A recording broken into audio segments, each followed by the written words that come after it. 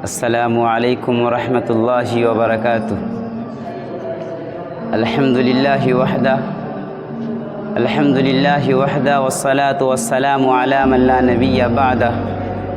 وعلی آلہ وصحبہ ومن اہتدی اما بعد فاعوذ باللہ من الشیطان الرجیم بسم اللہ الرحمن الرحیم وما جعلنا لبشر من قبلك الخلد افإن مت فهم الخالدون كل نفس ذائقة الموت۔ محترم حضرات، آج کے اس پر رونق بزم میں جس عنوان کے تحت لب کشائی کرنا چاہتا ہوں وہ ہے موت ایک اٹل حقیقت۔ سامعین کرام، موت ایک اٹل حقیقت ہے جس سے کسی کو مفر نہیں، اور یہ وہ قانون الہی ہے جس سے نہ انبیاء نہ اولیاء اور نہ ہی شاہ و گدا مستثنیٰ ہے۔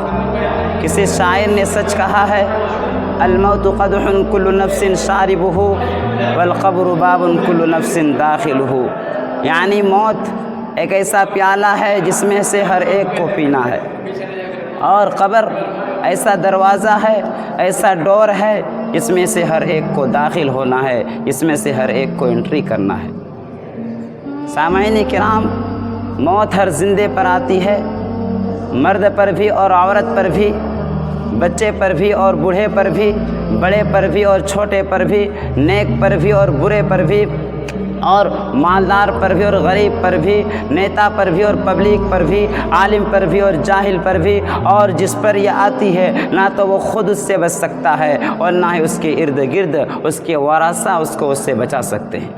الغرض یہ کہ موت سے کسی کو چھٹکارا نہیں، کوئی طاقتور ہو تب بھی اور کوئی کمزور ہو جب بھی، ہر حال میں اسے موت کا ذائقہ چکھنا ہے، موت کا مزہ چکھنا ہے۔ اللہ تعالیٰ نے اپنی کتاب مقدس میں دو ٹوک فیصلہ سناتے ہوئے فرمایا ہے، وما جعلنا لبشر من قبلك الخلد افإن مت فهم الخالدون كل نفس ذائقة الموت۔ ہم نے آپ سے پہلے کسی کو ہمیشہ زندہ رہنے کے لیے پیدا نہیں کیا، ہم نے آپ سے پہلے کسی کو ہمیشہ زندہ نہیں رکھا،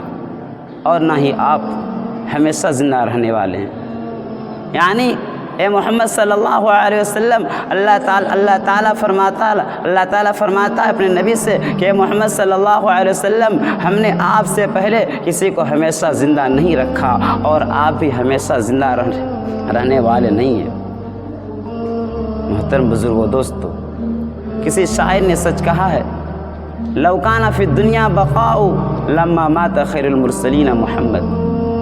یعنی اگر کسی کے لیے بقا ہوتی، اگر دنیا میں کوئی زندہ رہتا، باقی رہتا، تو اللہ کے نبی تاجدار مدینہ احمد مجتبیٰ محمد مصطفیٰ صلی اللہ علیہ وسلم اس دنیا سے رخصت نہ ہوتے، اس دنیا سے انتقال نہ کرتے، وفات نہ پاتے، کیونکہ اللہ تعالیٰ نے آپ کو رحمت للعالمین بنا کر بھیجا تھا، اللہ تعالیٰ نے آپ کو تمام جہانوں کے لیے رحمت بنا کر بھیجا تھا، اس لیے اللہ تعالیٰ نے رحمت للعالمین بنا کر بھیجا تھا، پھر بھی آپ کو اس دنیا سے رخصت ہونا پڑا، پھر بھی آپ کو اس دنیا کو چھوڑ کر جانا پڑا۔ اسی طرح حضرت ابو ہریرہ رضی اللہ عنہ سے مروی ہے کہ انہوں نے فرمایا کہ ملک الموت یعنی موت کا فرشتہ حضرت موسیٰ علیہ السلام کے پاس آیا۔ جب وہ موسیٰ علیہ السلام کے پاس آیا تو موسیٰ علیہ السلام نے ایسے تھپڑ مارا کہ ان کی ایک آنکھ پھوڑ ڈالی۔ جب اس کی ایک آنکھ پھوٹ گئی تو وہ اللہ تعالیٰ کے پاس گیا اور کہا، اے اللہ، تو نے مجھے ایسے بندے کے پاس بھیجا ہے، تو نے مجھے ایسا انسان کے پاس بھیجا ہے جو موت کا خواہش مند نہیں ہے، جو موت کو پسند نہیں کرتا ہے، جو موت کو نہیں چاہتا ہے۔ اللہ تعالیٰ نے اس کی ایک آنکھ ٹھیک کر دی اور کہا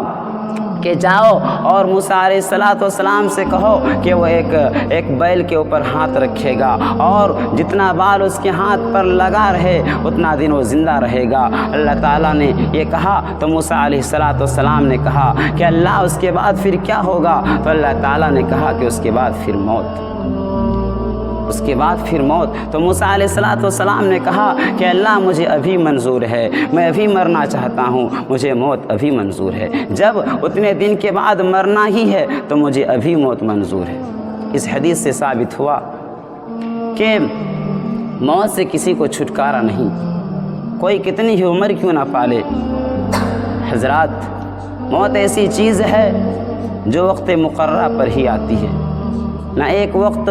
ایک لمحہ پہلے آتی ہے اور نہ ایک لمحہ تاخیر سے آتی ہے۔ اللہ تعالیٰ فرماتے ہیں وَلَن يُؤَخِّرَ اللَّهُ نَفْسًا إِذَا جَاءَ أَجَلُهَا وَاللَّهُ خَبِيرٌ بِمَا تَعْمَلُونَ، یعنی جب کسی کا وقت مقررہ آ جاتا ہے، مقررہ وقت آ جاتا ہے تو اللہ تعالیٰ اسے ہرگز مہلت نہیں دیتا۔ محترم بزرگوں، دوستو، ہمیں زیادہ سے زیادہ موت کو یاد کرنا چاہیے اور موت سے غفلت نہیں برتنا چاہیے، اور ہر انسان کو اپنے ان دوستوں اور رشتہ داروں کے متعلق سوچنا چاہیے جو کل تک ان کے ساتھ تھے اور آج مٹی کے ڈھیر تلے وہ دب چکے ہیں، مٹی کے اندر چلے گئے ہیں۔ اور بڑی حیرت ہوتی ہے اس شخص پر جو اپنے ہاتھوں سے کئی